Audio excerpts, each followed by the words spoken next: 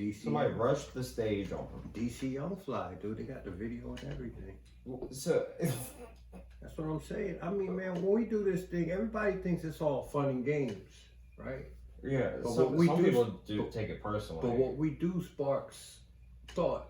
That's why people laugh, or that's why they laugh. They either agree or disagree. Some people get mad. I mean, how many people, you shouldn't say that. You know, I had some therapist walked up on me after the set and was like, you're judgmental. And I'm like, the therapist is probably the most judgmental person ever. All right, I'm like, well, how many drinks did it take you, for the jury to come back with that fucking deliberation, bitch? Yeah. Mind your business. This is what I do. Exactly. The people that say stuff, they've had more than a couple in them. We say what you're thinking. Yeah. And it's not like we're just attacking one thing. We're making fun of everything. Because you can see, I see you laughing at everything, but the second it comes around to something in your little world, then it's like, okay, the show must stop. It's like, right. Why are you so fucking special? Oh shit, I got my headphones on. That's what it is, man. So yeah, some cat, DC Young Fly, did a show in Atlanta, and yeah, which that's the thing, like, dude, when you're coming to a comedy show. Yeah, like, why are you? It's not like it. But man, again, dude. I'm not saying these things out to you out in the street. How many sets have you had? I remember someone was like, why can't you just get up there and say funny things without, like, picking on people? And it's like, there's nothing funny about anything else except people. Yeah, that's the point. This is the last bastion of the First Amendment. This is the last place. Like, look at movies and TV now. Stand-up comedy is the last, true, it's the last truth, I guess, in entertainment. You're not gonna tell me what the fuck to say. That's not completely, Like, I say shit that's offensive to me. I offend my goddamn self. Yeah. Yeah, there's stuff I joke about, and I'm like, ooh, see, that one was a little rough. DC Young Fly knocks out Heckler. That's funny. Hey, know what you running up on, man? They said after he knocked him out, he was like, Atlanta, what'd he say? ATL, bitch. Oh, shit. Good for him, Yeah, good for him, man. I applaud him for that, man. You wouldn't fucking run up on, like Godfrey. Like, Godfrey works out every day. Like, he looks like he should be in the fucking NFL or some fucking shit. TK Kirkland. TK, that's the guy I'm thinking of, TK, yeah. Like, TK is another. TK, Godfrey, like, these guys work out, Yeah.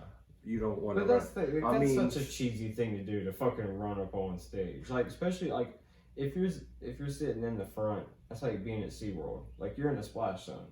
Shout out to 6'7" Comedy. What is it? 6'7" Comedy?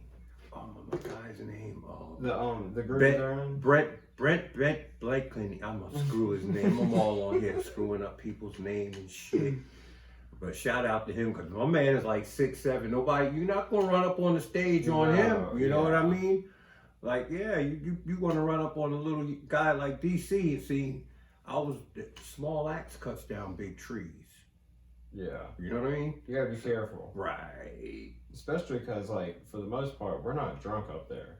Yeah, Brent Blakely. Okay. Yeah, he's been down to the Crow. Okay. Yeah, he was down at the Crow that night. When I did North Carolina's Funniest, he hosted. Okay. Yeah. Yeah, he's funny. And he's big. Yeah, he is. But he's actually. He's a cool dude. Like, I don't know why someone would run up on him. I'm just making an example of why would they pick and choose who is going to run up on DC Young Fly. Yeah, but like they run up on Wes, but they wouldn't fucking talk shit when Mike was up there or whatnot. Well, yeah, like they'll leave Bird alone, but they'll mess with Wes. Yeah. And what's funny is a guy like Wes will like ruin a varsity football quarterback's whole reputation, because he'll fuck with him by the locker, and Wes will fuck his ass up quick. Right. You never recover from that and shit. Because Wes is you never know, Wes is sharp. You never know what people know and what people will do. Small axe cuts down big trees. Especially if you get him when they're not expecting it. Again, I don't care. want to say what I say, you run up on the stage. That's your choice. And I can't fight. Shit, I would love that, man. That shit would go viral. Like, me wrapping the cord around someone's neck. Yo, man, you trying to kill somebody? What you going, Jason? What's it, Jason Statham on there? That's Liam what, Neeson? dude, that's what I would love to do, and get like a good picture of like me wrapping that cord around their neck. Yeah, that's gonna be fun. And then that would be my next like episode cover. Probably be like your next. It'll probably be like your next 5 to 7. You'll be writing jokes for maybe entertaining people in prison. I don't know, man. Like I think that is like, if I have the right to defend myself. Yeah, you have a right to defend yourself within reason, right? So somebody runs up on you, you knock them out. You can't jump down on them, take off your shoestrings and hog tie the motherfucker. No, I was gonna do it with the microphone cord. Just wrap the microphone cord around their neck. Man, leave me alone, man. Ain't no telling what the hell I'm gonna do, man. I'm telling you. I would love to do that. That'd be so funny. But I don't want to hurt them. Just put them to sleep. But I'll tell you this much: after working in a prison for 5 years around murderers and rapists and drug dealers and all kinds of everybody, I'm going to fuck home that night. Yeah. So you gotta do what you gotta do. Exactly. I'm going home. Whatever that may entail. Pretty much anything in between. But I'm going home. I'm going home. Yeah. Yeah. That's why I don't date chicks with kids, cause I got grandkids, man. And kids. Well, of course I got great kids if I got grandkids. Right. I just went out and picked up somebody's kids and started calling them my grands. Yeah, because you're like, I want to skip the hard part and just be a grandpa. Let me just I'm gonna adopt some grandkids. Yeah, let me just get Chinese to the point. Grandkids. Let me just get to the part where I spoil them and send them home. Just to have the whole household fucked up, I wonder if you can do that, like be grandpa and then send them back to the foster home. I'm gonna try. I'm gonna see if I can be a foster grandfather. That might work. Just pick him up for a couple hours a day. Yeah, that's it. Take him to the park. Take him to the how easy would that be? Take him. Not easy. That's not easy. Little kid's bad. Yeah, well, you would like I said, you got to get a good one. Yeah, little fuckers.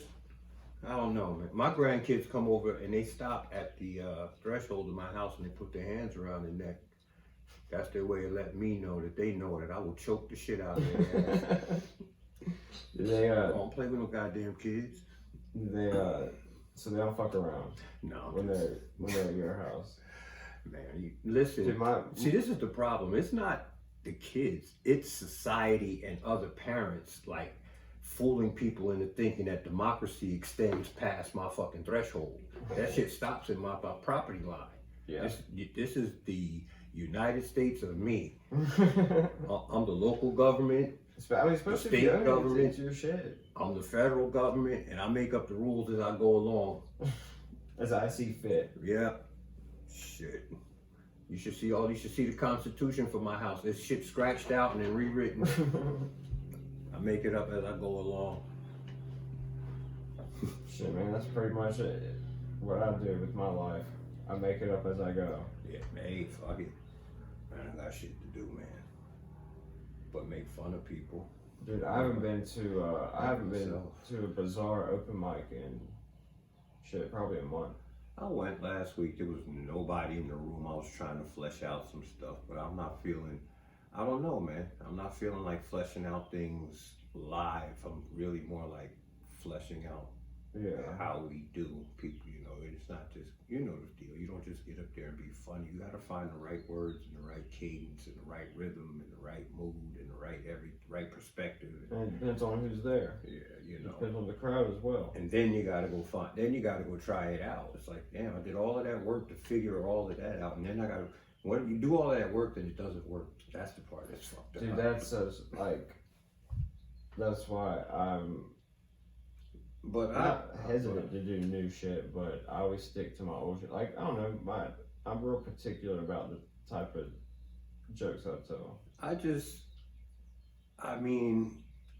The hard part is, I believe if you write it and you rewrite it and you try it out, you send it to your friends, see maybe if they like it, try it against, I like to go out in public and shit. Yeah. Right? Like, and work out bits out in public and Yeah. shit. See if what premises are funny. I went to a gun show yesterday. I had them fucking rolling, bro. I was like, yeah, this shit's gonna work. You know, this is gonna work. But they didn't know that I was trying out material. They're just like, oh, this dude's crazy. You know, he's just in here saying any goddamn thing. Because then if you tell them, then they'll like laugh at everything. It's Right. like, no, that's not. Or they won't laugh at anything. You know, Yeah. people looking for a joke. Then And they're trying extra hard, like, you know. Yeah, because I mean, I get, well, fuck it, give up the secrets, and there's no secret to this shit anymore. You can Google anything about it. But I mean, I'm always out in public talking shit, anyways. you know, And people, that's how I get a lot of my bits. Like I'll be out in public talking shit to someone. I'm like, oh damn, that's pretty funny. you know, but that setup punchline thing is like people are they're looking for a setup to be, you know, 3 guys walked into a bar. You know, that kind of setup, and you don't realize that what I'm telling you right now is a setup for the punchline that might drop, you know, in a couple of minutes and shit. Like, Yeah. you know, I can really articulate myself, but I can't really read worth a fuck.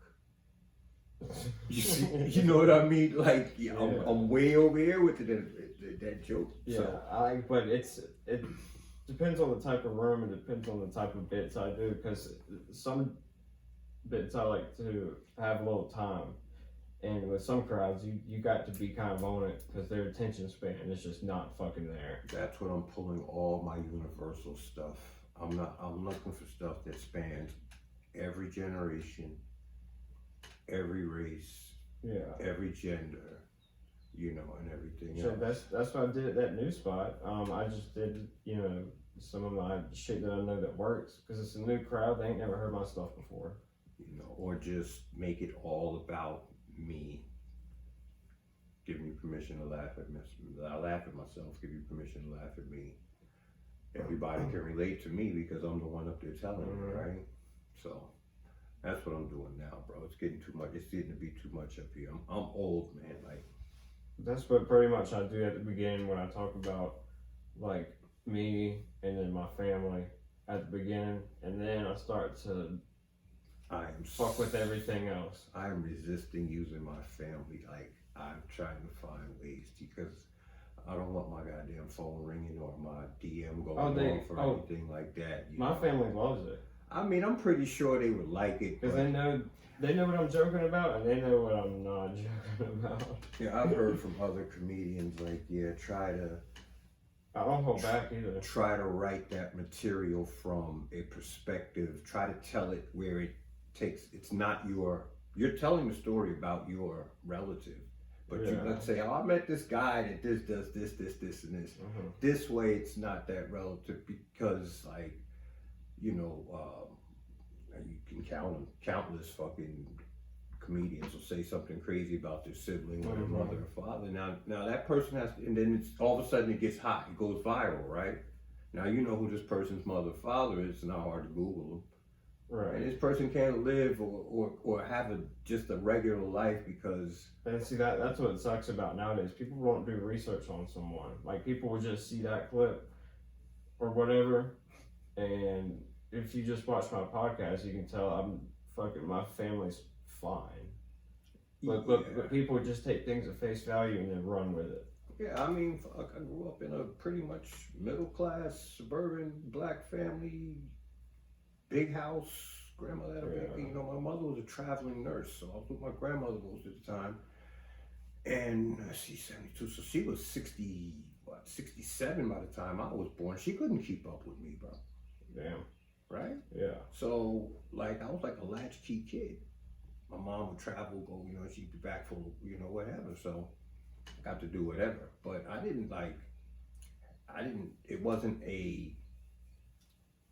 I had a choice whether I wanted to hang out in the hood or not. Right. Yes. Right. So like a lot of people don't like. I'm like, you know, I'm tired of going to the hood. I'm going back out here with the white kids. Yeah. You know. Then it's like, you know what? Y'all boring. I'm about to go back here and break in somebody's car or some shit. Right. So get the best of both worlds. It's kind of culturally fucked up. It's culturally confusing, but it's also once you get an understanding of that, it's like. There's nowhere I'm not comfortable. Yeah. You know, there's nowhere I can't walk. I grew up in 3 different sections as my mom started to get money throughout my life. When I first started growing up, it was a fucking terrible neighborhood. I mean, it was awful. Yeah. And then Prince's Place ain't no fucking joke. Yeah. And then, helicopters always flying over that motherfucker. I'm like, is this LA and shit? Dude, but like when you it used to be a lot worse but too. Wilmington is like, honestly, I don't mean to cut your story, but Wilmington is a little OD with shit, bro. Like seriously, like I've lived in Oakland, I've lived in New York City, I've lived in Central Jersey, I lived in Trenton, New Jersey. I've lived some places and shit happens here, but not fucking hovering helicopter over the fucking neighborhood shining the bright light. Like, this isn't LA. It's not the riots. It's not LA. It's not Rodney King. Yeah. You know, and I live close to there, so it's like, man, it's fucking helicopters hovering for what? Dude, there's a lot of unsolved murders that go on in there. Well, maybe I need to read the paper more. Watch the news more. They don't put that unless, like, dude, the only way I see it is fucking through my buddies I grew up with. Some of them are on Facebook still. I see the shit that they post. I mean, like the last few days, like the news comes on and like the big story for the news is like weather report. Tune in at 6. It's like, bitch, I got the fucking weather channel app on my phone. What the fuck am I going? It's because they don't give a fuck. I want to hear some shit. Yeah. You know, like 12-year-old runs up in Walmart, steals everything, and kicks security guards' ass. Now I'm going to be like, yeah, like Flash Mob runs in the mall and takes, you know, and clears Belk out. No, yeah, I want to see that. You know, but like, tune in at 6 o'clock. The weather might be different tomorrow. They're trying to push that shit away. I can see by the way when you ride around, the neighborhoods are not the same as they used to be. They're trying to push all of that out. Listen, it never works. I've watched it happen time. Okay, so watch. My grandfather. They're trying to make it Wilmington a place, a vision. They have like a vision of You can Wilmington. have a vision all you want but you can. But you can't get rid. Like it's. If you put lipstick on a pig, it's what? Yeah, it's still a fucking pig. Exactly. Right. So until you address the drug problem and the fucking prostitution problem, and first, it's bad here, man. Sociologists, psychologists, psychiatrists, people that study things. I mean, even down to economists know that crime starts with poverty. Yeah. Right? Because if I don't have, I'm going to steal. Mm-hmm. But if I have no reason to steal. It comes out of desperation. And if I have a job, I got no time to steal. Right? So then crime it feeds itself because somebody steals your TV and then I want a TV, right? So then that just what? That promotes that person to go commit more crime.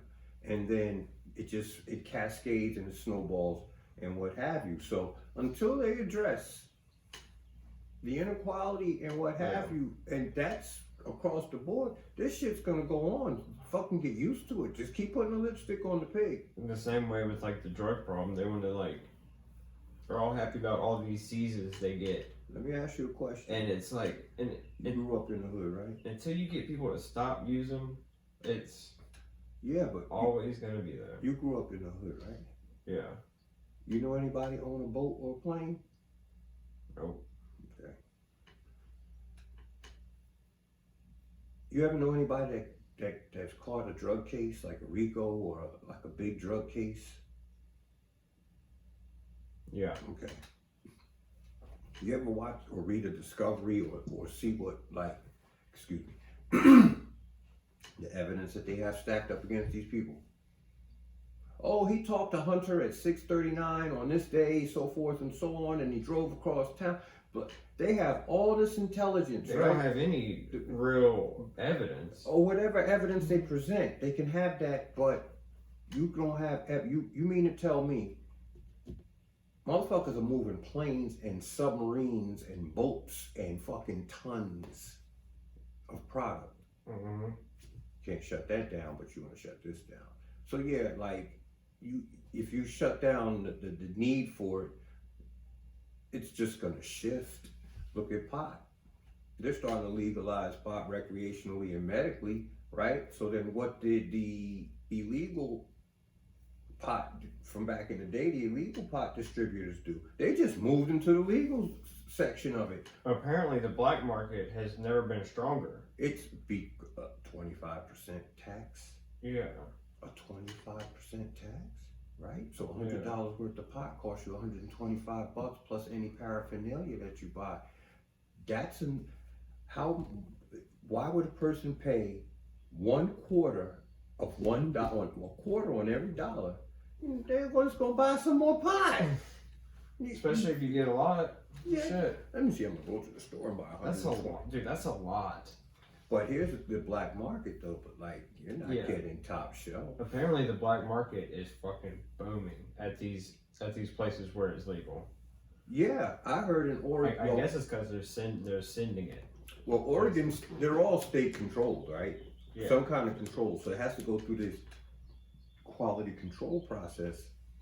And if it doesn't pass quality control, where's it going? You're going to grow, right? A person grows, let's use kind of like their FDA. Let's use, so we'll use round numbers. A person grows 10 pounds of pot, takes it down to the lab or to the dispensary, wherever the dispensary uses for its quality control, right? Mm-hmm. Because you just don't want anybody coming in there where they could have roach spray, they could have anything on that shit, right? Yeah. So they got to go through this process, make sure it's clean, make sure so forth and so on, make sure they measure down to the THC and the CBD percentages, right? So then you go down, this person takes 10 down there and only 7 passes. What are they gonna do with that 3? They ain't gonna throw it away. You're not gonna throw it the fuck away. They ain't gonna throw it away. Right? Yeah. And who the fuck? And if they're a farmer that smokes, like, and they're constantly growing the and way they probably that they know do. a lot of people that couldn't get into the weed business legally because of their past history and the felonies. So and they're probably still selling illegally, and they probably get that. And it might not be them themselves. Yeah. It could be like, it could be some Joe Schmo that works at the dispensary and says, hey man, we're only 7 passed, so we can only take this 7 for distribution out to the dispensary, but if you leave that other 3 behind the garbage can back there, here's a couple $1,000 on that. Right. So there's nefarious people everywhere, right? Look what happened to the fucking moonshine. What happened to the booze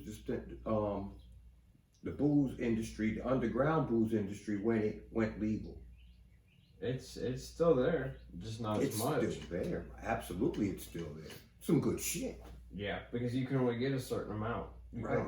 There's only a certain percent of alcohol you can get in the store. But like, but you can get some like 150, 180 proof moonshine that'll fuck your face. Oh yeah, that shit is good. Just a little tap tape. Just a little tap tape. You don't have a hangover. I got hammered on that shit before. Didn't have a hangover though. Dude, No, I felt awful. It was shit. We drank not the whole. We drank a pint, not the whole fucking quart, but a pint. Oof. Man, it doesn't bother me. I'm a little tired, like I party. Yeah. But not like. But we were also doing other shit too. So. Yeah, I'm not like Jack Daniels fucking hammered or Bacardi White hammered, nothing like that. It's just like, I drank that shit one night. We were on the motorcycles hanging out and drank that shit, dude. Next thing you know, I was in Raleigh. I'm like, oh shit. I had my music on, just riding the motorcycle, bro. I look, I'm like, oh shit, we're in Raleigh and shit. Let's keep going. I've had Evan Williams has taken me to a terrible place. What's that? Evan Williams. Evan Williams is Green Label. Dude, that shit has given me alcohol poison. That shit almost killed me. Yeah. So if I even smell it now, I'll gag. People think I'm fucking, they're like, oh, you're high class. I'm not high class. I just can't drink anything that's not top shelf. I'm serious. I can't drink it. I can't drink it. It's not that I don't want to. Who the fuck wants to pay $4 more for a shot, right? But I can't take it the next day. Like I need to do so. I can deal with being tired. Get up, drink some coffee. The person that's telling you this is probably also 20 or 30 years younger than you. I'm drinking everything, bro. I'm drinking rock gut up to, I haven't gotten a chance. Nobody's been kind enough to buy me any Louis the 13th yet. $150 a shot. But dude, I want some of that Pappy Van Winkle whiskey. I think it's Kentucky bourbon, but apparently it's thousands and thousands of the fucking dollars a bottle. Really? Yeah. Yeah, I've been doing some collecting on some more like, what do you call it, boutique, like not big distributed brands. You know, the rapper E40.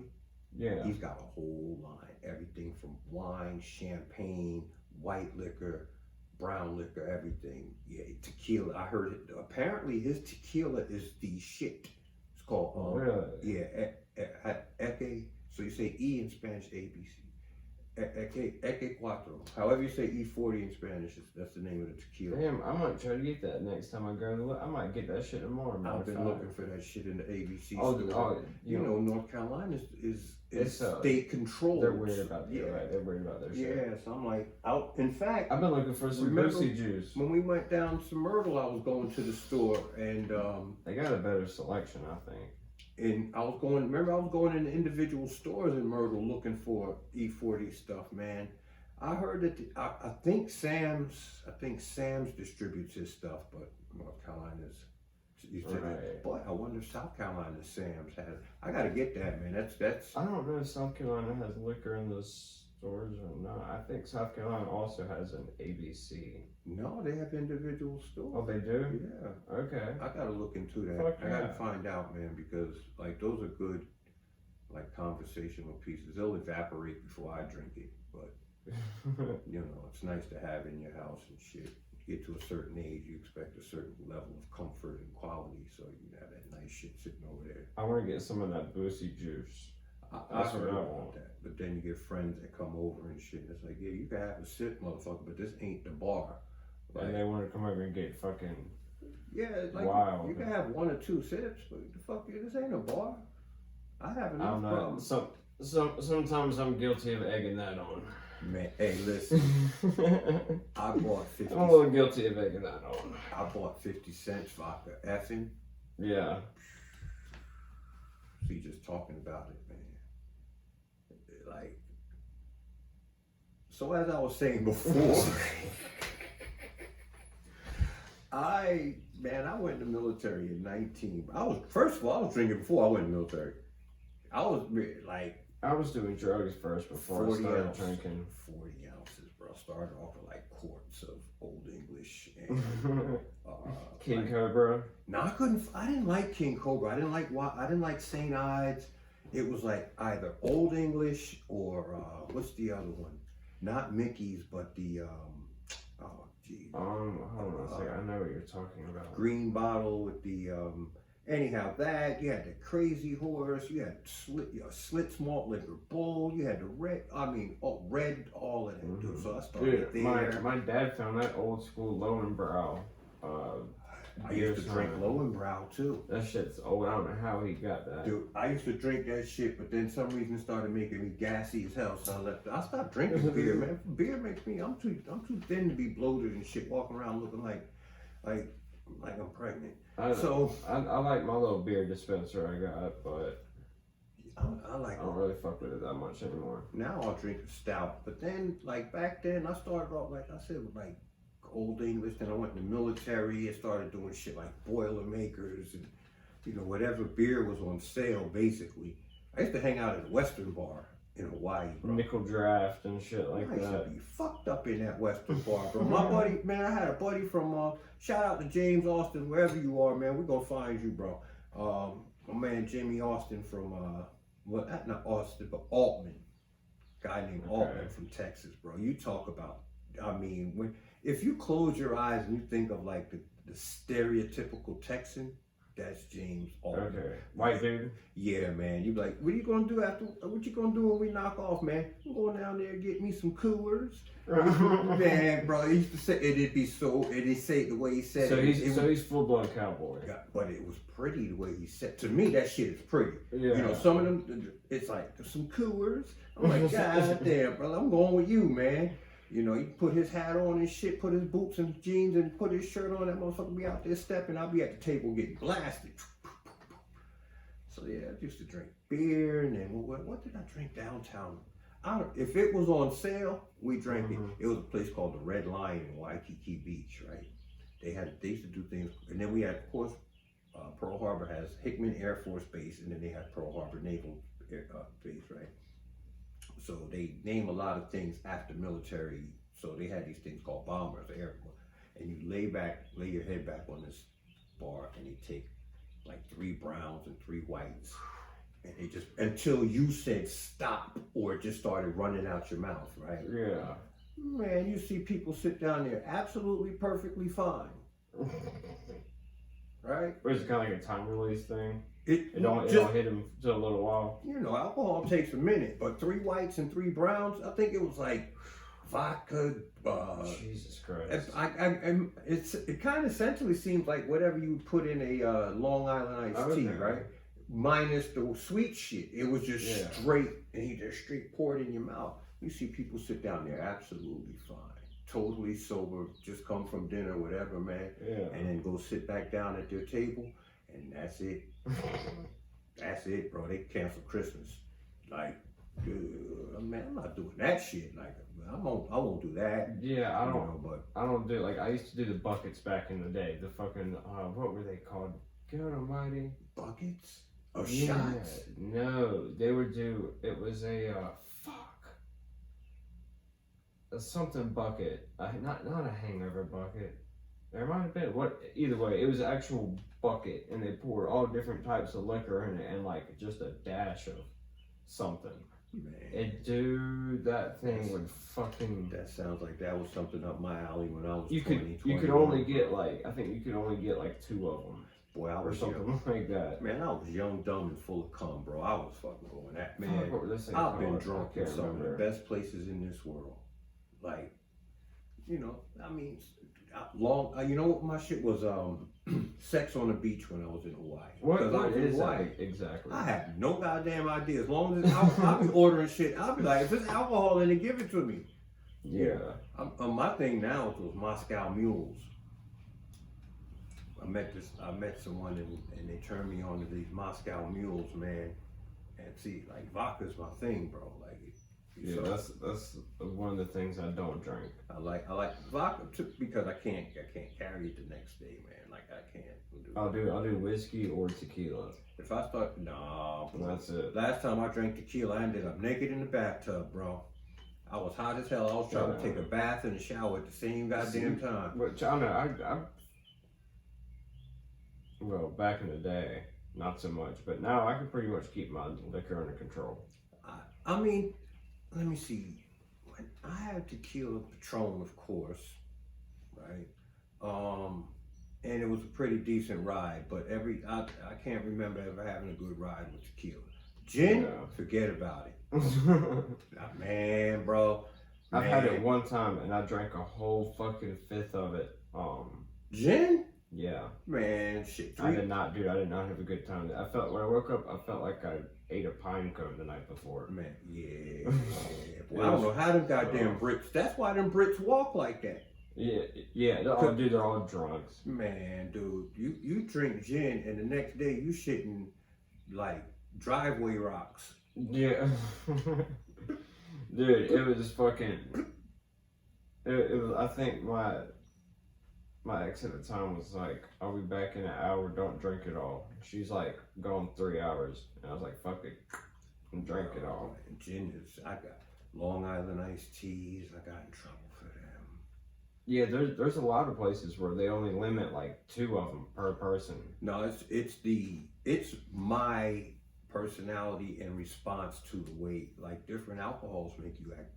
And affect you different ways, right? So like emotionally, it can get you right. You know, they say like gin makes you sin, right? I always say gin, you either fighting or fucking. Yeah. Right. You either horny or you want to fight everybody in the goddamn bar. And then you know, to me, alcohol. To me, vodka's cool. That's why I'm on vodka. But then like whiskey. You know, whiskey is like mellow mood. Yeah, that's really like, yeah, I'm gonna chill. That's what I usually drink when I'm out, or like Jack and Cokes. Yeah. So yeah, it was Hawaii. Then I was drinking Long Island iced teas in Singapore. I don't know what the fuck I was drinking. That's what I like to get when I go out to dinner. I get a Long Island iced tea. Them shits are good as fuck. I hit somebody in the head when I drank those. I don't drink that no more. Oh yeah, now I haven't drank too many of them. Gin, I act a fool. In the night, dude, I was in a nice restaurant. I had like 4 or 5 of them. And I started to get that kind of pissy feeling. I was like, I better get out of here. When my first son was born, right, my ex-wife's Puerto Rican, and that's what I was drinking when I was in the Gulf. My thing was Bacardi and Coke, because that's a Puerto Rican thing. Like, yeah, I don't mind it. I've had that before. It used to be good to me, but you know, when my son was born, man, we were at the. I think we were at the USO in Bahrain and shit, and you know the wire came over. We were out to sea, and the wire came over that he was born, blah blah blah. And it's like that's a big deal. Yeah, you know, I'm on the other side of the world. My first kid's born. Everybody's so we hit port, go to the USO Bahrain, bro. And to me, essentially everybody on the ship bought me a goddamn rum and coke. Yeah. I look in front of the table, it's rum and coke everywhere. And I'm a stingy motherfucker. I'm not sharing shit until I get my goddamn fill, right? Man, you know, we were over there with like Brits and Aussies and Canadians and everything else. Like, so when you're on a big ship like that, you're pretty much with everybody. No, they weren't on my ship, but they were Australian, French, British, Canadian ships in port. So, and then when we hit port, they come to the USO. So you got all like, and they're good. You know, we're all there for the same cause. So it's like, man, I had rum and coke forever, bro. And I can remember like flashes, very few flashes at that, because it was just like sitting at the table, just like elated that I had a kid, and rum and coke was as far as you could fucking see. And then I remember leaning up on the fence at the bus stop, and I wasn't throwing up, I just couldn't stand up. You were just fucking drinking liquor all fucking day. And then I remember laying on you know how they got the little shuttle buses and shit? So you had to take the shuttle bus from the USO back to the pier, right, where the ship was moored up. So I was asleep on the bus. Motherfuckers they just step over you. That's what we do, man. We sailors, bro. We'd be like, oh, he'll get up tomorrow. We'll be fine. We drink, we fuck. So that's a port town, so they're used to that shit probably all the fucking time. That's nothing new to them. I think the only place I didn't get drunk was Sri Lanka. I wasn't getting drunk in Sri Lanka. It's too sketchy. Yeah, bro, fuck that. Where is that exactly? It's a little island just south of India. Okay. Yeah, just a little tiny, like little. It's not gonna say tiny, but it's its own country. But you know, I'm like, nah, I'm not drinking nothing here. It's a place you got to kind of watch your back. I would say probably at night. Like you get briefs before you pull into port. Yeah. Right. So you pull into port, and they'll say, "Don't go." They'll give you a map, or I don't know what they do now. They got tablets and phones for everything, but they either give you an actual map or explain you don't go to this section, don't go here. You know, only take this color cab, X, Y, and Z, because nefarious people get over there and they do things to service members or whatever. And truth be told, and on balance, we get in people's countries and do some wild shit. You know, like shit that we look at people, we like, why the fuck you come to America to do that shit? But we can go there, like, dude. I've seen some people do some wild shit, and I'm like, man, I can't. So what do we do over there? So what kind of fucked up shit do we do in these countries? I mean, fuckers go in there, dude. We're good for coming in and drinking a bar dry. Like the bars are, they wouldn't have no liquor by the time we left. We drinking every goddamn thing. Wine, just one all night. that shit. All of it's gone, right? And then we'll get in a fight and fuck up the whole bar. And then we leave. Yeah. You know, mess with someone's girl, you cause relationship problems and shit. You know, but we're sailors, so it's all that different than testosterone mixed together and all that alcohol mixed together. Oh yeah, I'm sure everything will be fine. I watch a lot of pirate movies, and I'm like, it's kind of like no different. It's under the guise of that of military, say under the guise, it's military, but still, like, you pulling pork, dude, and it's like, we show no respect when we get there. Right? Like, we don't give a fuck. This is ours while we're here. Yeah. You know. America does seem like we do that a lot. Like we'll walk up in your house with muddy boots. Yeah, it's my and shit. we don't give a fuck. Hey, nice place, motherfucker. But yeah, man, I've been fucked up in some good places, bro. Tijuana. Don't drink the water. Not. Dude, what's the most fucked up shit do you think the military does in other countries? No comment. Oh man, I wanna hear some juicy stuff. I mean, they tell you on the news they're paying people because they're killing innocent people in this war. I think that's fucked up. I feel like a lot of it is coming out of these private military contractors. But think about it. When you're in the military, you're governed by what's called the Geneva Convention, right? Yeah. So with the Geneva Convention, there's rules to war.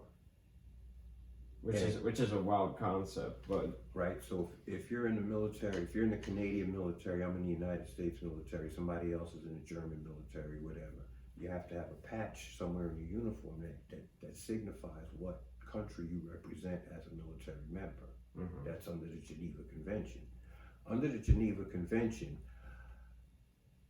the United States military uses 5.56 223 ammo, right? AR-15s. Mm-hmm. Usually the people we fight most of the time are shooting AK-47s at us, right? Yeah. If I'm on the battlefield and I run out of AR, I can't pick up AK-47. No shit. That's against Geneva Convention rules.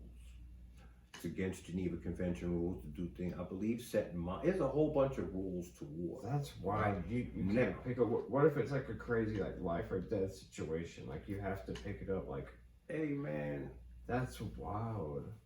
I just tell people, be cognizant and aware of your surroundings. There's no fucking. If you didn't see it, it didn't happen. Does a tree that falls in the forest and nobody's there to hear it, does it make noise? Oh my god, I Right. could just imagine the shit that goes on in the military that doesn't get reported. So now you get private military, private contractors, right? Guys that are making $100,000 and $200,000 a year. Guys that are leaving the military with exceptional. The United States military government paid. You got paid to be highly trained efficient killer. Mm-hmm. And then That's what I mean. It's basically what they are—a killer, And a then- highly trained killer. and then somebody comes to you at a bar some night and says, "Man, look, fuck that, bro. You're going overseas. You're not making any money. I can offer you $150,000, $200,000 as a private contractor, right? No more Mhm. the Geneva Convention doesn't apply. Doesn't apply. So to now- okay. Right, so now you can do little different. And honestly, You can torture people and do whatever you fucking want. I'm gonna be honest with you, man. War is war. Yeah, that's what I'm saying. Right. That's why it sounds wild to have rules for war. Right. It's kind of crazy, It's Yeah. like so it makes you feel like to me, it kind of makes it seem like there's this guy sitting there watching, or people sitting there watching. And it's like, these are the rules. Mm-hmm. You can't do this, you can't do that. Like they're in a video game with real life people. You can't pick up ammo. You can't, you can't do Right. You can't have you have to have tracers. That's another one. But the people that write these rules will never ever be in those situations, ever. I mean, and it's- now it's changing. You got some military, you got some actual combat experienced military members in Congress and Senate. So some of those things are changing, but some things I don't understand. With what's going on with the military, I don't know, bro. But yeah, so when you got a private contractor, there's certain rules to engagement that you don't have to follow. When you're in the military, you have the Geneva Convention, which Mhm. governs so many rules. So then that's why the private now you want to, like you said, doing fucked up shit. Like remember God bless them, man. The SEALs in what was that, Bagram in Iraq, where they took those. I think it was private contractors, man, and hung their body from the bridge. They hung the private contractors from the bridge. Yeah. Oh, But then shit. remember those private contractors, under Blackwater went on trial for like just shooting up a whole supposedly like a whole village or whatever and burning it down. Right. So Yeah, and that's the sticky Blackwater's out of North Carolina, ain't it? It used to be out of right there, basically on the border of North Carolina, and that's where the SEALs train, bro. Oh no She's shit! a former SEAL. Wasn't it? Isn't it like right there on like a beach somewhere? That's where SEAls train, bro. Yeah. Rivers and tributaries, where the river meets the ocean. Mm-hmm. Damn, that's pretty fucking Do wild. their thing, man. Another thing that's wild is the fucking Wuhan lab is in North Carolina. One of them was. Did you know that? Man, I stopped listening to the news, bro. I think that's funny. You know what I've been It watching? was in Chapel man? Hill. I've been watching hockey, racing, car racing, basically car racing. You watching NASCAR? And when I know it's I have to know that it's on or catch it on. Then I'll watch it. And hockey, soccer, and a lot of car racing. Other than that, I haven't been really listening to the news. Tired of that shit, dude. It's like you motherfuckers I can't listen to that shit. My days. I start my day fucked up already. I've been really paying attention to all the UFO stuff. See, I have no idea what's going on in the world right now. Yeah, I've been really like all the videos the Pentagon's been releasing on it, dude. I've been keeping real fucking close attention to it. I understand that there's been some shootings the last few days. Like that's how much attention I have been paying attention. Like I'll pick up and start skimming the news, and then I'll see it. I'm like, don't, John. I'm a news junkie, man. Yeah. I'm the type of person that thinks the news changes every 45 minutes, and I'm going back and I'm looking at the news, and it's like, you know what, you gotta change that. Because there's just so much going on.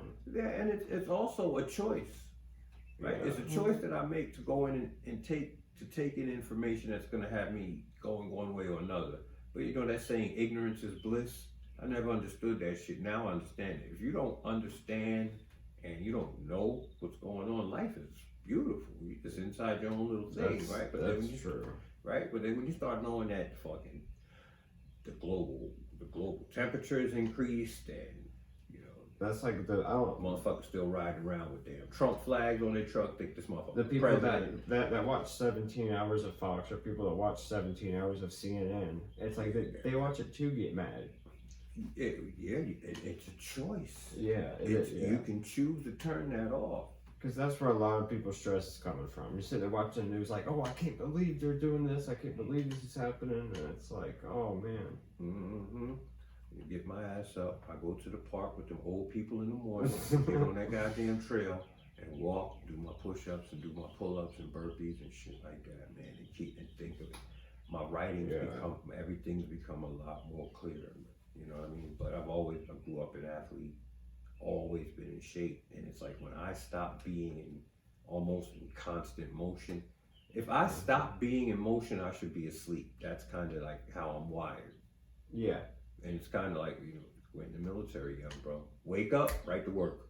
That's why you see a lot of people in their 50s start going to shit, or hell, even sometimes in their 40s, because they sit.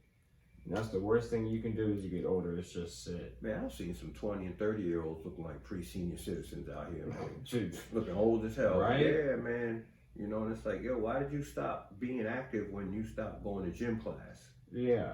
Right? Oh, I can't afford a gym. You don't have, that's such horseshit. Oh, and then people say it's expensive to eat healthy. No, the fuck it is not. There are 5 essential movements. It's just choices that you make. It's choices. That's all it is. Yeah, man. So yeah, I've just been watching. You know who's some brave motherfuckers, man? Hockey refs. I was watching, bro. They're right there in there with Dude, them. I couldn't even watch the goddamn what the hell the players were doing because I'm watching the ref. Motherfucker cool, he just out there skating and shit, twisting this way. The motherfuckers come, they twist that. I couldn't be no hockey ref. I have to be, and they break up them fights. Dude, I'll be out there with a stick and a taser too, bro. The way they can skate backwards is fucking faster than I can run forwards. Man, them motherfuckers are bad, bro. I'm like, man, yeah. I'd love to do that, but I have to have a stick too, because when them motherfuckers start swinging sticks, shit, you get too close, I'm gonna hit your ass. and then you start fighting, I'm not going in there and break it up. I'm gonna tase your ass. That's the I'm gonna have only sport left you can fight. I'm gonna have some kind of skates on it. Don't conduct. Besides boxing, of course, and MMA.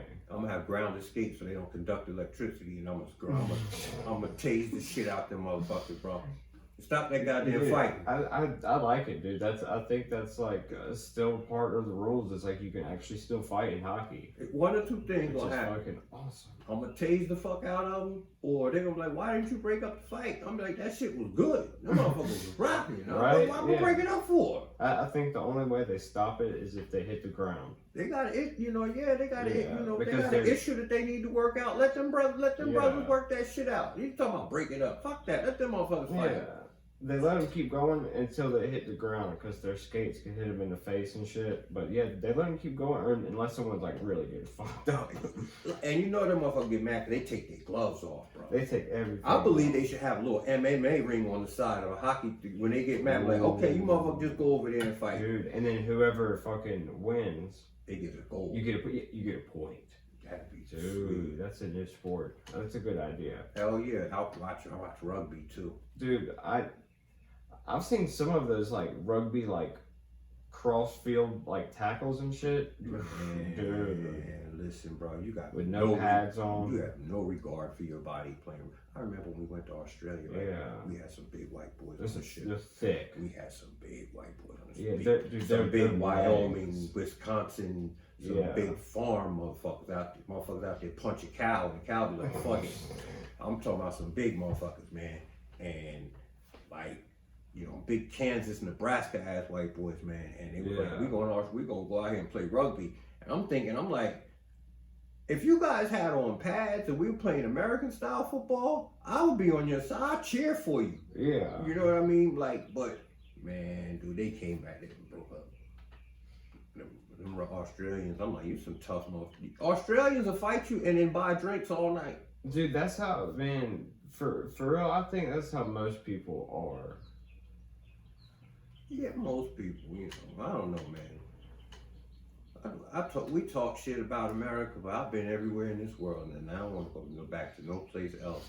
And I'll tell you another thing. If a cop gonna whoop my ass, I want him to be American goddamn cop. I'm gonna be Fuck American that. made. Them motherfuckers, they put you in jail for nothing in other countries, man. Your ass just disappear. Go to jail, go to prison in the Philippines. Dude, I've seen some of those shows. It looks terrible, bro. If I want handcuffs on me, I want them to be made in America. And then, right, I want American steel on me. God damn it. Shit, like you ever like. And it's places that you would think has good, like nice shit, but it's places like France. They got. Oh, you're like, goddamn, they're on top of like everybody's on top of each other. You motherfuckers ain't even got no cell. It's just a big ass yard with bricks around it. And then it's like, and they give them like fuck, like there's no like real justice system. Yeah, and it's like you're a industrialized country, like you. Yeah. Like you're one of the. You have universal health care. They haven't changed anything with like their court system. They still have one with like the powdered wigs on, and they go in front of England, yeah. And then they're like, yep, 30 years, and they're like, wait, what? Have you seen them prisons in Mexico? Dude, some of them are nice. Look, they don't even give you food, water, none clothes, none of that shit. They just say, fuck it, you in jail. And they put yeah, and then you gotta go in there and find somewhere to live. But they have like markets and shit inside the jail. Yeah. If you got money, you can live nice in there. You're gonna get robbed. Yeah, but they got the gangs in there too. Man, bro. They got, dude, their prisons ran better than the streets in some places. I worked in the prison. Women are like, dude, there's some places in Mexico where women and children are in there with them. Yeah, the women and children come, but they can leave. Yeah. Shit. Yeah, that shit. I'm like, that's okay. But think about it. It'd be a way to keep prison rape down, the sexual assaults in prison down. I think it would be able to keep a lot of things down, man. The repeat, I don't know. What's that? Because I bet say the repeat offenders, but like shit, some people might want to go to jail. Hey man, I know motherfuckers. Where I'm from, motherfuckers used to go to jail for the winter.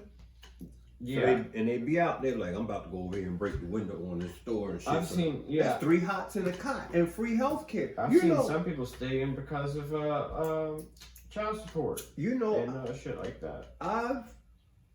I've heard, I'm gonna have to look that up, but I know back when I was working in the prison, an inmate's lifespan was greater than yours or mine. Mm-hmm. Especially mine. You got good health care. They got great. Man, listen, if your tooth hurts tonight, you can get your teeth fixed in prison. I'm gonna get my teeth fixed. That's why I be thinking. I'm like, man, you get all your shots, you get all that shit. I'm like, if I'll just be my first offense. If I just punch somebody in the face a couple of times and then just run down there and plead guilty, I get my goddamn teeth fixed, right? And shit, it's the first offense. Yeah, you ain't gonna be there. Prison's a fucked up place to be. Yeah, I ain't going to prison, man. I'm telling you, I was a prison. I was a corrections officer, man. These motherfuckers in there, like, motherfucker was a necrophiliac and shit, like to fuck dead people. Oh my god. Man, this motherfucker got caught with dead people in the trunk, and then he's like, man, he was doing like 3 life sentences, and he's like, man, you know, it's Simpson when I get out, and that's what you call hope right there. When a motherfucker got 3 life sentences and he's still talking about getting out, or delusional, right? Hope or either way, but I took some caveats from this. I'm like, that's the kind of hope that I need to have in my life because I'm free. I have more choices than him, so my hope is actually more possible and shit. You know, that's why when I see like these homeless people like running and laughing and smiling down the street, I'm like, why you know you're not allowed to, what? Yes, he is. Man, I see, man. Look, bro, it was Saturday, and what was I was just coming from the park or something, working out. I'm at the corner of New Center and Market, right there by the Hooters. Mm-hmm. Homeless dudes out there, and I used to be homeless. I ain't never begged for no money. I've never done that. My pride is too much. I won't beg. I'll go hungry first. You know what I mean? I used to bounce around from Market Street motels and shit. I mean, I guess I was technically homeless, but I ain't never done that shit. I go to the Good Shepherd or a church or somewhere that's having food for homeless people. If I was that fucked up, I'd go steal from someone. You know what? Because in my mind, look, I've been as far up the ladder as an account executive where I'm managing millions of people's dollars, right? Mm-hmm. And I've been fucking homeless, really homeless. Like, I'm having fights with the bed bugs and the roaches for the covers in this motherfucker, right?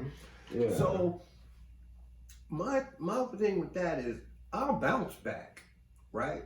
But I feel some kind of way if you gave me your money that you went out and worked for, because I know what the hell it feels like to go out and work for and earn your money, right? Mm-hmm. My homelessness didn't happen because of drug abuse or alcohol abuse or anything like that. It was an injury that I didn't ever recover from, and then I exhausted my savings and retirement and everything else, and then life got fucked up, right?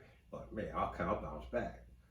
Some people don't even try. I saw a guy, man, Saturday. It looks like some people like it. Right, so when the spirit moves me, I'm like, you know what? I feel like giving him some money.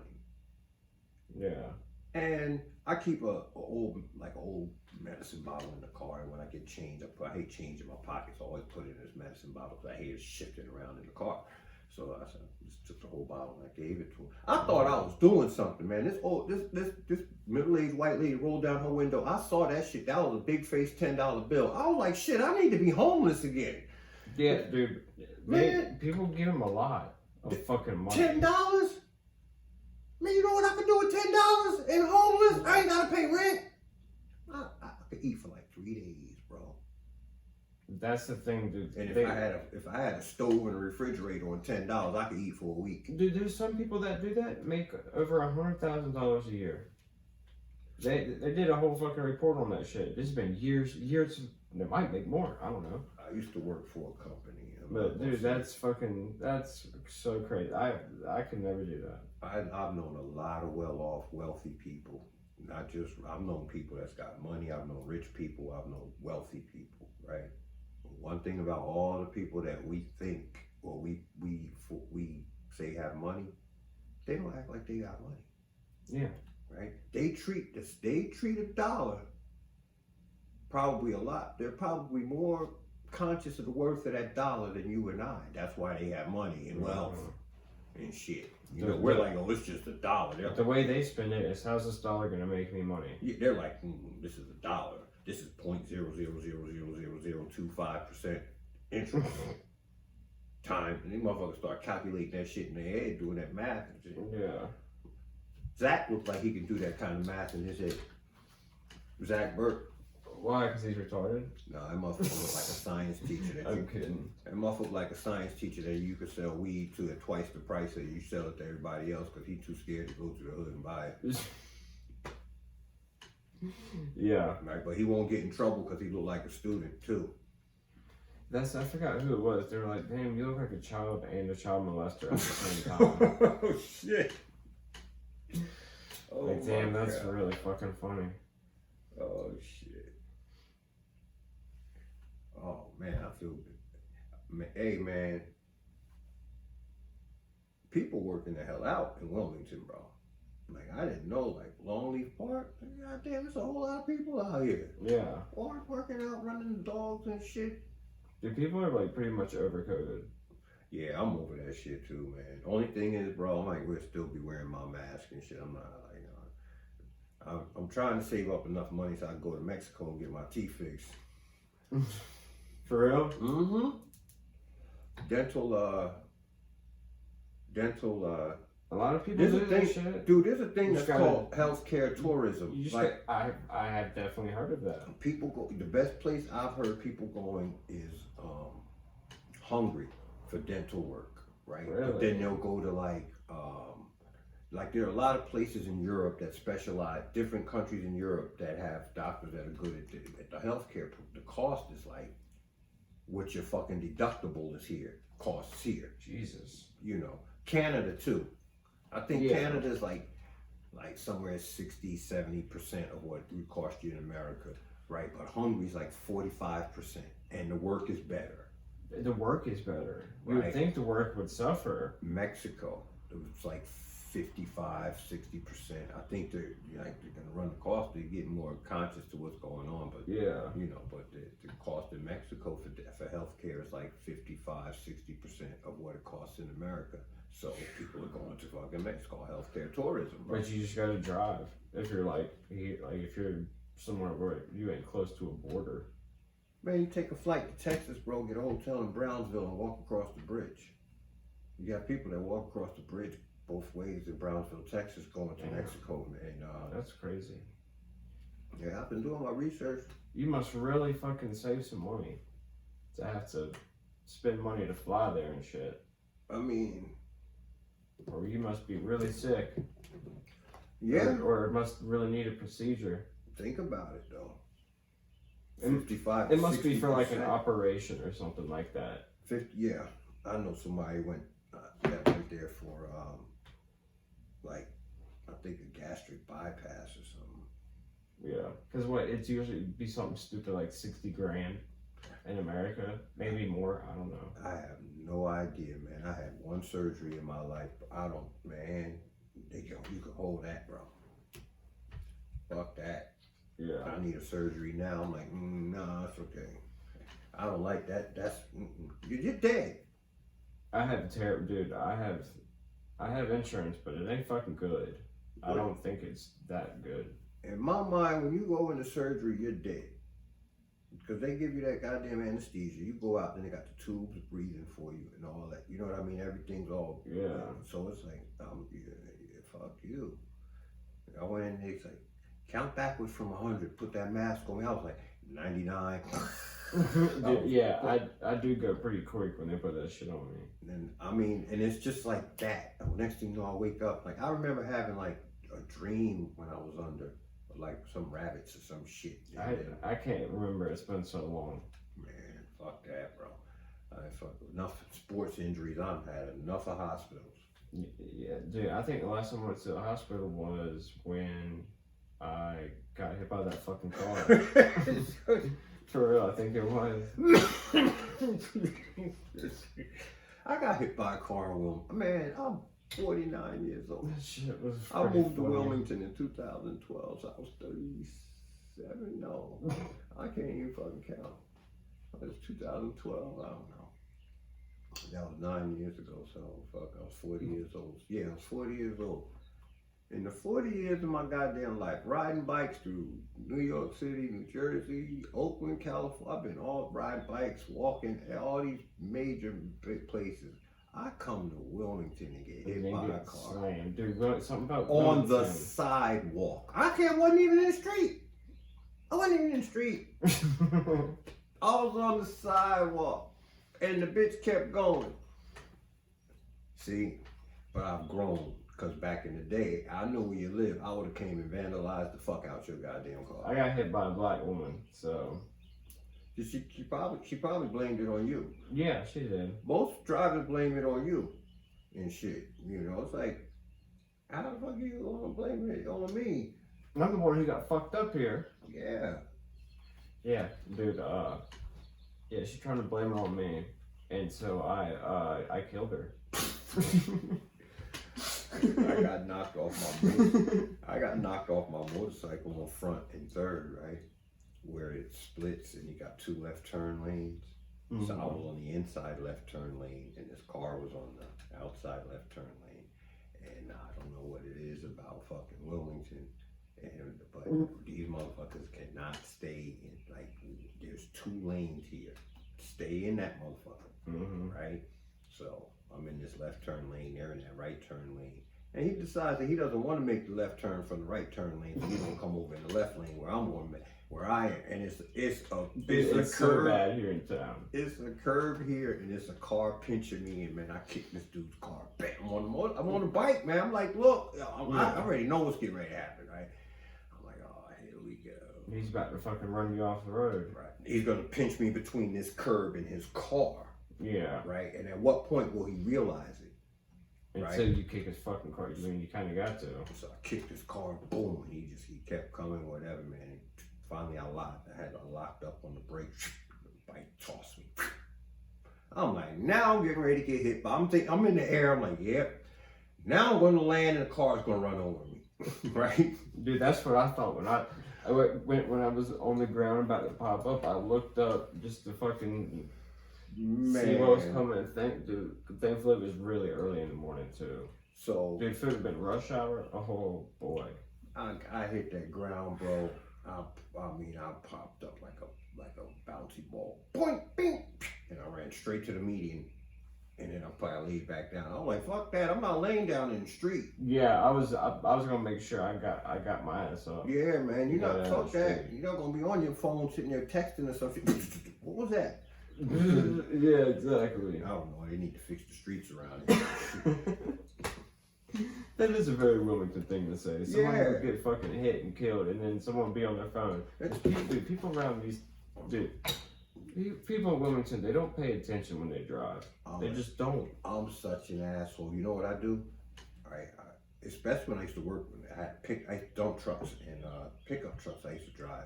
And what I used to do, you can look down in the car, you see them texting while they're driving. I get the hood of the car right up next to the window and lean on the horn. Bam! That's funny. Hey, you see people that drop their phone and shit? And then start driving like this. Turn the radio down. Right turn the radio off, and then they're just driving like this. But you got persistent motherfuckers that like, oh, that wasn't me. And they pick that shit back up, and I got bam! Yeah. Fuck you. Yeah, see, that's the thing. Man, listen, I got 12 hours. I'm on this road 12 hours a day. I got nothing to do but fuck with people and move trucks around. That's what I do. People will fuck up driving here in Wilmington and wild out like it's you. And blame it on you. They get in this lane. There's two left turn lanes. And by the time they finish the left turn, they in the goddamn right lane. How the fuck you get over here? And then you blow the horn at them, and then they'll do this, and it's like, wait, that was your fucking fault. But I don't get it, man. I don't get it. I think a lot of those people from New York, they just got North Carolina plates. But yeah, that not staying in your lane, that's a North Carolina thing. Yeah, like I said, the driving got bad whenever all the people from up north came down here, but we're already pretty bad enough. No. So it didn't blend well. Y'all just got more scared when we came here. Our cars don't be fucked up. We drive aggressively because your life depends on it. right? People from other states have died up north on the highway for being courteous. They keep letting people over in traffic, and these motherfuckers have starved on the highway because we don't give a fuck. I'm getting home. My life depends on it. I'm not being nice on the highway. And then you got some 80-year-old woman who's out there. Yeah. And she ain't worried about nothing that's going on. And she's the one who's going to get someone. She don't get an accident. She's going to get someone else into a fucking accident. And, like Mrs. Magoo. Yeah, and then she'll tell you to go fuck yourself. Yeah, she's going 20 and a 45 and then... Fuck you, go fuck yourself. Yeah. You know, and it's like, you can't get mad because sex is therapeutic. She's telling you to go woosah. Yeah. You know, she don't have anywhere to go. She 80 years old. She ain't in no rush to get to the graveyard. But she's gonna be up early as fuck and right in prime time traffic too. Out there in the park passing me and shit. And when she running early as fuck. It's like, out there in the park passing me and shit, running. What the fuck? I can barely walk. Yeah, my grandmother, she can still get up and at 'em. Man, She's 88. The most fit, health, I guess you would say health-minded person in this country is a white woman. Yeah. I'm like, God damn. Are you gonna ever? Why are white people scared to come to the hood? Because you know everybody in the hood smoke blunts and Newports. All you gotta do is run. I seen this white lady running forever today. She probably still running right goddamn it now. Yeah. I'm like, why you shouldn't be scared of black people. All you gotta do is run a half a block. They are. Oh, they'll be able to catch up with you. Shit. Not the way she was running. She was running like she had that stride like she kind of had a stride and a posture like she stole something when she ran. You know, you could tell she was just jogging normally, and then she came past the hood and she sped up a little bit. Then you had this other lady. She was just leisurely jogging. She didn't give a fuck. I'm like, but when are you gonna stop running? Yeah. I only run far enough to get rid of the cops. That's it. I'll run if I have to. Man, I can't run. I see people run at work. I'm like, what are you doing, man? What are you doing, man? We get paid by the hour. What are you doing, buddy?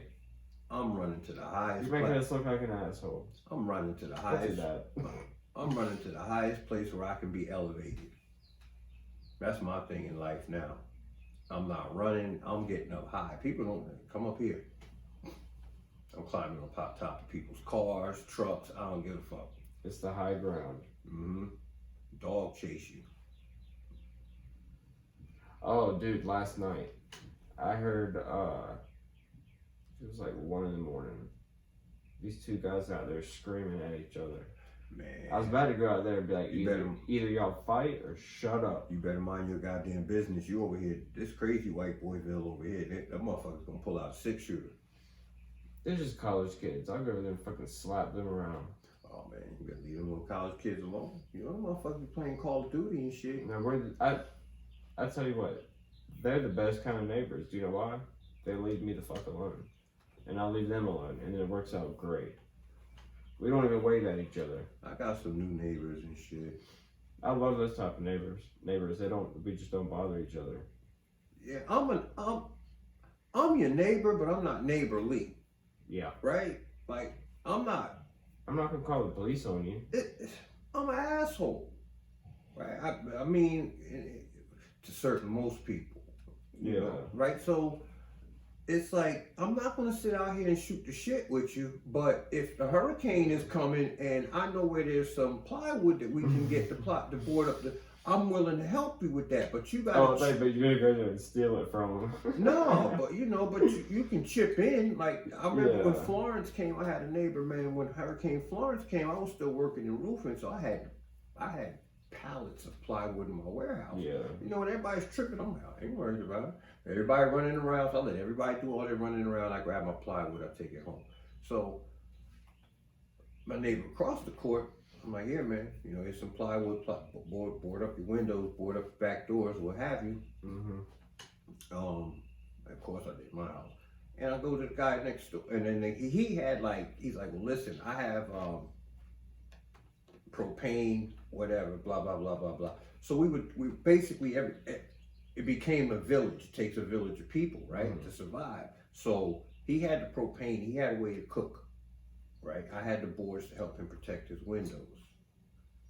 I also had the converter to convert the car battery electricity to normal electricity.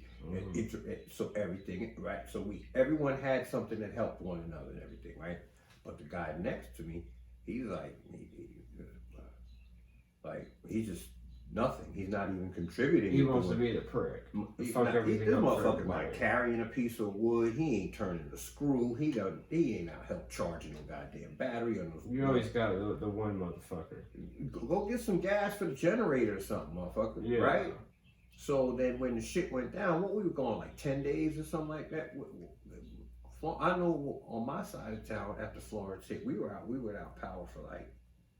I think it was like close to a week, something like that. Yeah, it was crazy, and you start to see it where those that didn't prepare or have something to contribute to the cause, now Now you're fucked. It's a survival situation, right? You're surviving on an island and you're fishing. I'm hunting wood for fire.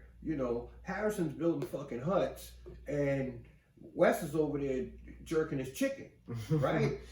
So then when it comes time to eat, well, it looks like you should have been more prepared, buddy. That's what Okay, you can eat, but do you get the same share as the rest of us? No, you can eat after we're done. Right. So it's wow. That's fucked up. That's fucked up. But yeah, man, so you got people like that and shit. So I'm like, man, this motherfucker, you don't want to do nothing. I'm not giving you no goddamn plywood. I'll let that shit sit right there on my porch. Don't touch it either. Do some petty shit. Okay. Just start cutting it up, making little tables. I'll burn this shit right here. I'll petty. Start cutting it up, start making little tables and chairs. I'm petty and shit. I'll make a little clubhouse. I do too. I can be super fucking petty. Man, dude. It's not petty, it's principle. I can be really creative and silly. It's principle, and I kind of fuck it. Everybody has a fucked up personality trait, right? Yeah. So I don't give a fuck if you decide that you want to judge me because I seek pleasure in little petty, harmless acts of vengeance. I don't go to a therapist. My therapy is destroying your world. That's my job. That's what I see. Like, people have jobs. My job is to go around and I want to destroy you from the inside out. And fuck with people. Yeah. That girl the other day, I went in the store and she, I paid for everything and she just picks up the phone. So my shit is just sitting here on the counter. She gave me my change and everything. And she's just sitting on the phone and then she looks up at me. So I look at her. She's like, you want a bag and your receipt? I said, I want every goddamn thing that they trained you to give me when they trained you to do this goddamn job. I want them bags them bags are perfect bathroom trash bags. I don't buy bathroom trash bags. I want my goddamn bag. Dude, right? You know what it is? People don't talk to people like that anymore, and they should. Yeah, that's the past few years of coddling people and telling everyone it's okay. No, it's fucking not okay. That's why I can't date. It's fucking not okay. Everyone wants to make an excuse for, oh, well, you don't understand how hard their job is. Well, then how come every time their job is so hard, how come I gotta be the customer? Listen. Yeah, right? Like, that shit wasn't hard, man. Look. Get the fuck out of here. Apply yourself. Nobody asked you to look. Listen, the rain don't fall on one man's housetop. Bob Marley said that shit, right? He said, when the rain fall, it don't fall on one man's housetop. Unless you the Addams family or some shit. If I'm wiring somebody's house, and I'm just having a bad week because of something else, the people's house I'm wiring at the time don't give a fuck. Why has their house got to suffer because I've had a bad week from something? You know what I mean? That ain't got nothing to do with them. Everybody got problems, right? Yeah. But it's how you handle it and shit.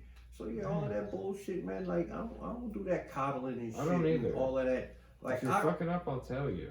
Right, and I understand. You know, I'm not like I was a manager, man. Like I hire people, and you work in construction, so we work parallel. And it's like the summers, man, it's like sun up to sun down. Yeah. Right? You have to take advantage of all the light that you can. Mm-hmm. Because then you get these short days in the winter, work slows down. Right? You make far less money in construction in the winter than you do in the summer. Absolutely. So I'm trying to get this through to these guys. What time do we get off? We get off when the work is done, motherfucker. Mm-hmm. And it's in your best interest, being that you get paid by the hour, to stay here as long as you can. Before I became a salary worker, mm-hmm. Man, can you go home now? I got something to do over here. There's some other shit to do. Because I get time and a half after 40. Exactly. And when the winter comes, and I can only get 40. And the comma comes out that check. He used to look all summer. He's looking at commas in the check. Everything's all beautiful and shit. Then the winter comes, right? It rained. Can't work today. Mm-hmm. And you're only getting 4 days a week. I was in roofing. Ooh, yeah. Oh, we got a week of rain. Looks like you ain't gonna get paid that week. No, but these motherfuckers wanna come. They wanna. Well, it's raining. I guess I'll go home. No, the fuck you won't. Take your ass in that warehouse and straighten that shit up. Start organizing. Right. Get your hours. There's work to do. That's what I don't like about. Like, I'm so happy that I don't have to be involved with the work world anymore, because people don't have any work ethic. They don't want to work. They don't have any work ethic. Yeah. Right. So they be, what time we get off? I said, man, listen, man. These trucks need to be rolling. I mean, the engine's warm, tires pressures checked, everything else. They need to be rolling by 6:30, 6:45. I really meant 7, but I tell people 30, 40, 50, 15 to 30 minutes early, just to give them a cushion. Yeah. Right? Because if I tell you 6:30, and then you see 6:30 gets here, and you start rushing. You say rushing, but you start picking up your pace a little bit or whatever, and then you realize out of whack you're rolling by 7, right? Then I've met my goal, because I need the trucks rolling by 7. I want to be. That's why, like, when. So I'll tell you 6:30. I'm going to be working by when it starts at 7. That means I want to be like tools in hand, working by 7. Right, but I don't want you to be rolling up, tucking your shirt in with the hot fucking donut hanging out your head. But that's why I learned as a supervisor, when you need as a supervisor, first of all, you don't tell everybody everything you know, right? They only need to, people that work. It's not a democracy here. Yeah, I'm paying you to do a job, right? That's what I tell them. If somebody don't want to do something, I go, just call the office. Somebody's paying me, right? Somebody's paying me to do a job, which is to see that you do a job that we're paying you for. Mm-hmm. So therefore, this is not a fucking democracy. You don't choose what the fuck you're gonna do. If that's in your job description, that's what you're gonna do. Right. I've had clashes with people over that. I no clashes, man. You fired, bro. Because sometimes they think it's a fucking game. Sometimes I'm not that kind. It's like, no. Look at these hands. When I ask you to do something, I'm not asking you. I'm saying it that way to be diplomatic and cordial and polite about it. But really, I'm saying, hey man, listen. It's not an option. It's not an option. Listen, man. Or you can just go home. I don't care. We need to keep the yard. We need to square the yard away. That means. Go ahead and get it done. At some point in these, like right now, in these tasks that you got going on, we need to square this yard away. That doesn't mean 3 days later you square the yard. See, that's what pisses me off. Like, I'll go back by and I'm like, why isn't this done? I specifically go home. You're stealing money. Yeah. You know why? Because, and this is how I explained it to my guys. I says, listen, man, I'm not your friend. I'm friendly. I try to be a friendly supervisor, but I'm not your friend. Because I can't, if I'm your friend, then we're not going to like each other. But I got to tell you to do things that I really don't want to tell you to do. right? Yeah. But I'm willing to do them. I've done them. As Yeah, a matter that's of fact, that's the thing I always say. I'll never ask you to do something I've never done. I've shoveled dog shit and I've balanced people's fucking millions of dollars on their books. I've done shit.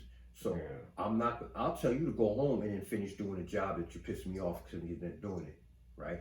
Because I'd rather you not be there and continually piss me off because you're not doing it or you're doing it wrong. And I can just take that energy and get it done. Mm-hmm. Go home. You're no longer going to, because you're stealing money. You're not doing what you're supposed to do. So I told my guys, I said, so listen, if I was to sit down and calculate, okay, well, you guys are standing over there for 15 minutes, right? Mm-hmm. I told you to go on lunch. I told you to be back by 1 o'clock. You're pulling up at 1:12, 1:16. If I was to take them minutes back, do you know what your check would look like? Yeah, I bet their jaws will hit the ground. Right? That gets your hackles up. Oh man, you can't. I could do it. First of all, this ain't a democracy. I do what the fuck I want to do. Yeah. Right? People don't get talked to like that now, dude. When you tell, it's crazy when you tell people this, they act like. My agreement with my boss was, dude, it's outrageous nowadays in the workforce. My agreement with my boss was, that's your department, that's the way you run it. Run it within the rules of the labor rules. You don't fuck. But however, that's the way I work. I was brought up by military people, right? Yeah. Male and female. Everything's done by the military. Exactly. It's there ain't no surprises during the day. Get this shit done. Period. Right? So they didn't like that. But that's what it is. So we get off at 4. So I had this dude, man, his girl would pull up every day, man. 3:50, 3:45, 3. And by try to ease on out a little early. And by that time, around that time, I've already dumped all my dump trucks. I'm cleaning up the material that the guys had done on the roof. There might be more shit that needs to be picked up, but I'm tidying up the things that need to be tidied up at the end of the day. But there's no telling. They might say, hey man, I got a truck over here that needs to be pulled, right? Yeah. At 3:45, 3:50, you might get that call, right? You signed up to do this shit. I didn't come look. You applied to do this goddamn job. I didn't come looking for you. I put an advertisement out there that I needed a laborer. There's been a lot of times they come in, hey man, looks like we're gonna have to work till 5:30 instead of 4:30 today. Man, so that shit started getting on my nerves, right, man? And I can tell you, I can show you better than I can tell you. So when I say we get off, we look to get off at 4:30, but there's no telling what might come up. Right. And that's from day to day. So if I say 4, and I say I'm looking to get off around 4:30, right? That could turn into 7:30. Easily. It just depends on, like, there's been jobs where we were working at a house where we absolutely had to close the panel up. I mean, we absolutely had to get power turned back on. And yeah, so there's some days I've had to be there all night. I mean, it's the nature of the beast, but it pays itself forward. You can't leave a lady's house like this, right? And leave and go home. You know what I mean? You got wires coming out of a hot panel. You can't leave her like this. You got to stay till it gets done. Got a truck sitting on sitting in landfall, right? It's like, hey, I need you to go pick up. That truck needs to get out of landfall. It cannot stay in there overnight. That's against the rules. Yeah. Right? No commercial vehicles are allowed to stay in landfall. They can kick you out permanently from landfall. Yeah, you'll fuck up our contracts. And you know what kind of contracts you get for roofing in landfall? Because they do terracotta roofing and slate roofing. You can charge any man, amount. You're talking about 5 figures. You're starting off at 5 figures. You can charge whatever you want. Right? These are custom homes.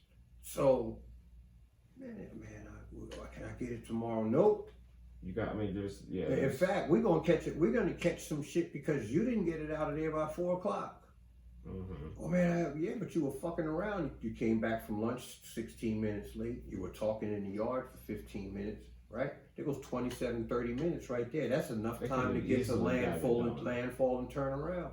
Don't give me no shit. You're not gonna continue to steal money, right? Because I've done everything from shovel shit to manage millions of people's product and money. So therefore, I have a budget in my department, and I need to make that the efficiency of what's going on in my department fit what's happening in my budget, right?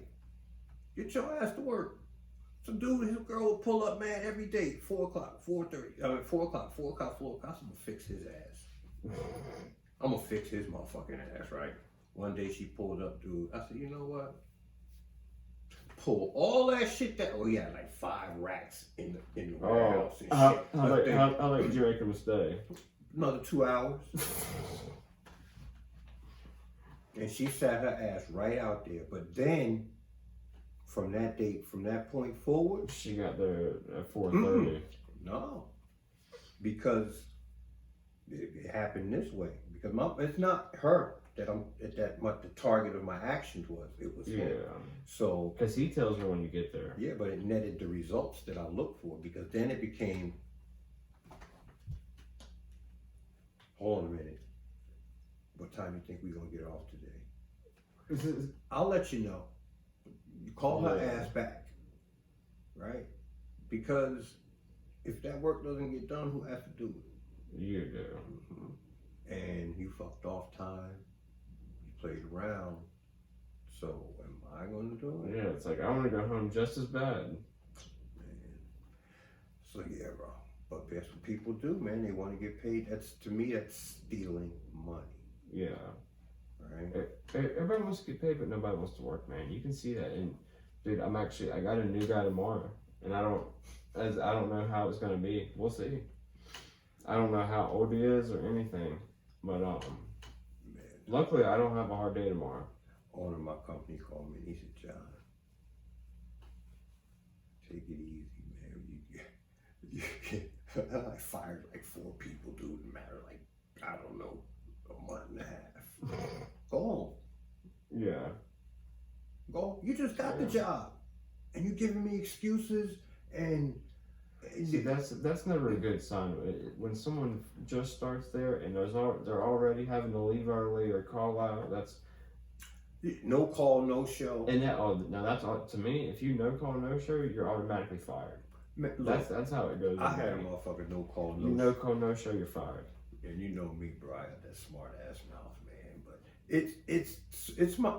Sometimes I say smart shit because it's a way to curb or circumvent me wanting to just smack somebody upside the head for dumb shit, right? So, dude, no call, no show, and then I come to work one day, this motherfucker, I'm like, what the fuck you doing here? You know, like, oh man, I said, you don't work here no more. What the fuck you doing here?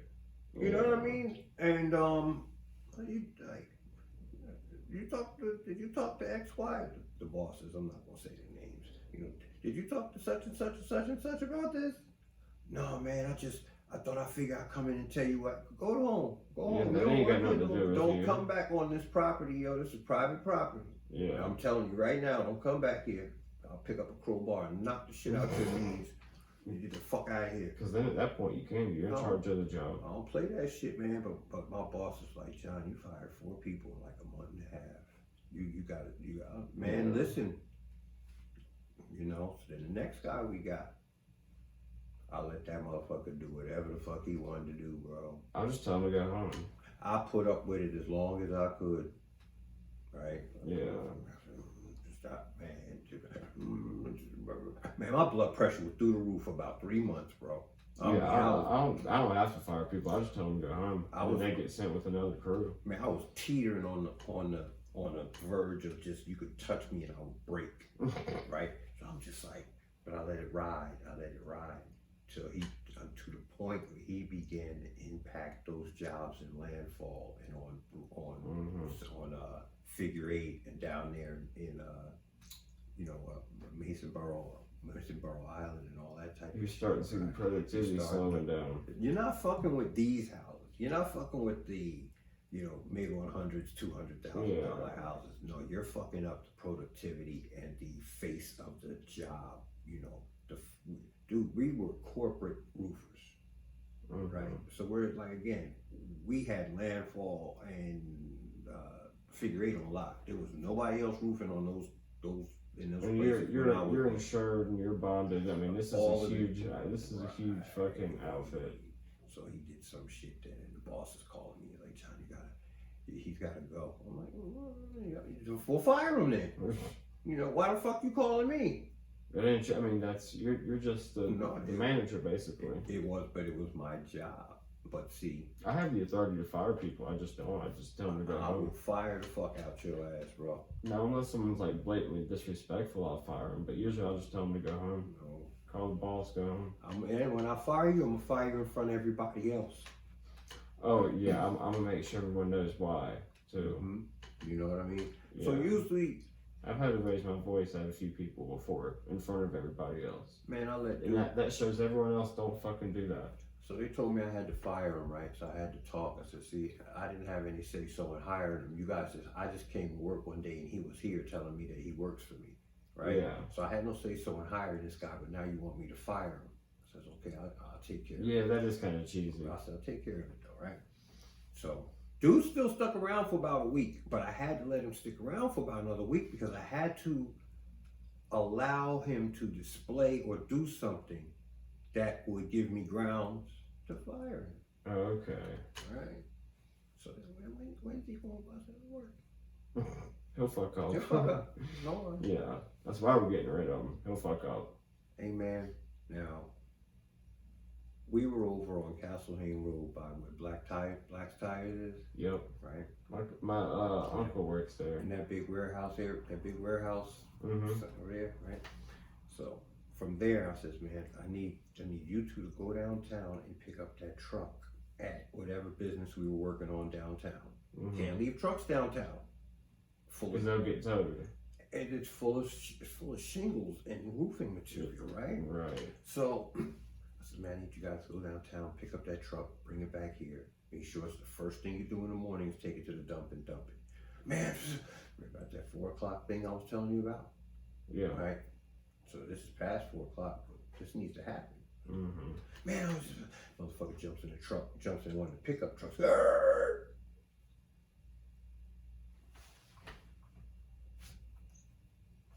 Hey man, we done it. Nah, don't go nowhere, man. We're gonna have a meeting when we get done. You know, right?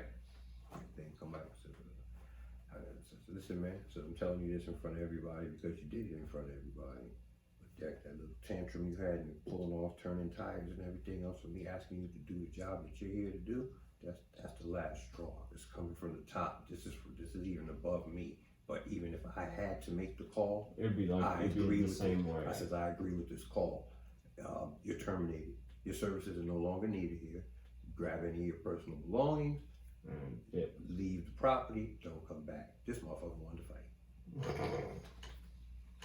Listen, man, you know, I told you, bro. Before I heard, I was a little bit more of a live wire than I am now. I used to carry 2 pistols on me, man. I got a 9mm on my pocket, a 9mm on my hip, and 38 on my fucking ankle. Or maybe 380 in my pocket. But trust me, there's 2 in reach somewhere. Yeah. And that's before I can get to the trunk. Did he get to see one of them? He knew I had them. I'm not gonna show you. If you see it, it's too late. It's probably the last thing you're getting ready to see. So that's not something I don't play with that, bro. I'm military and private law enforcement. But like it's like okay, so I'm like okay, I gotta think. Man, let me put these up. I'll bang it out with you hand in hand. Ain't no problem. We can rock. Yeah. Right, whatever. So he goes off to his whole little tantrum, goes up to the office. He's going through the office stomping and shit like that. Now we got 3 little white girls working in the office. You got this. They don't want to hear that shit. You got this big black dude coming in there talking shit. Right? Yeah. Goes in the office to the boss. The boss is like, well, if that's the decision John made. No, it wasn't the decision John made. That's the decision that you made. You put it on John's fucking to-do list. Right? So they tried to throw you under the bus with them because they didn't want to deal with it. They didn't want to deal with it. They doing all this rah-rah. That's cheesy as fuck. All this rah-rah. Listen, man, this ain't what you want. Right? You know, I'm not hard to find. Right? All that, what you taught, but all that, leave. Just leave, man. Yeah. You know what I mean? I say all that to say, I don't give a fuck. I will fire the fuck out your ass, bro. And then I don't give a fuck what your response is or whatever because it's not gonna change I've lived a life. That's what gets me is like this isn't a fucking cheesy '80s movie like where like if you beat me in a fight you get your job back. It's not how this works. You got people that'll think that and let's put it this way: you have people that are so wimpy and beta male-ish, right? That they were scared to fire somebody. If I fire him, he's gonna probably beat me up. Man, fuck him. Motherfucker, you fired. Yeah. That's what they need to hire me to fire people. I'm not gonna lose money. They need to hire me to fire people. See, that's the thing. If I don't care. If I'm looking at the numbers and I'm seeing that you're losing money, you're not making this company money, you're losing it money, you're gone. You are gone. I don't give a fuck who you are. And see, here's the thing. I'm in the business to make money, not lose money. And if you're losing the company money, you got to go. And as a youngster, I never understood. I understand now why in some places I was, because I didn't understand the whole concept of it, right? Mm-hmm. However, all my life I've been in leadership positions. Captain of the baseball team, captain of the basketball team, captain of the football team, right? Then I go in the military and I'm the leading recruit. So in the daytime, yeah, we have the drill instructors there, right? But then at nighttime, it's just us. So then who's all the responsibility fall on if something's fucked up, right? It's me and another guy, right? So then once I get out of boot camp and then I go into the fleet, I'm a leading seaman, right? So now I'm not in charge like a sergeant, nothing like that, but I'm a little corporal type of motherfucker that's in charge of. So I'm always been put in charge of people and shit like that. And I've been used to being in charge for probably 2 years now in this company. And so I mean, for the most part, it's good. It's okay. It's I don't have pushback from anybody. It's something that comes naturally to me, but what people need to understand is who I am as a person, who I am as an employee or a worker. They kind of blend because your personality comes with you, but when I mean work, I mean work. Yeah, I'm the same way. I'm easy to work with, and I'll make the day go by quick because I'll crack jokes and shit. But when it's time to work, it's time to work, and people can tell that with me. I've worked myself. I'm very transparent when it comes to that. It's like they can tell when it's work time. I worked myself to a partial paralysis. I didn't give a fuck. Work. I make sure shit gets done, but I'm not gonna fucking work's not my life.